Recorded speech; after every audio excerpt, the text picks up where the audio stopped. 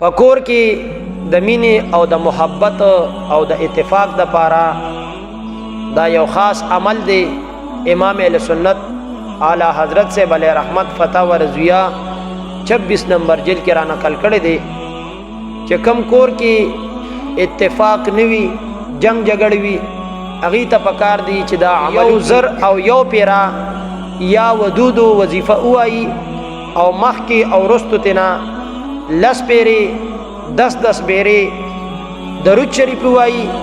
او بیا دغه درود شریف او دغه وظیفه چې 1001 مرتبه ولستلا نو دا د پا مالګ او نمک باندې دم کی او دغه مالګ او نمک ته پزمکه باندې نک دی بغیر پوچت تاخ او یو دری کی دی ورځي 7 دن دغه مالګ دی بیا په خپل سالن کې تلکارې کې استعمالي چې دا عمل وروځو کې امام اهل سنت فرمای رب ذوالجلال با دغه کور نه دا بے اتفاقی جنگ جګړه ختم کی او دغه کور کې با د مینې او د محبت او د اتفاق یو هوا راوالوزی. رب ذوالجلال دې زمونږ او تاسو کورونو کې مینې محبت اتفاق نصیب کړي او رب ذوالجلال دې مونږ او تاسو د هر قسم بے اتفاقین خپل زمان کې وساتي.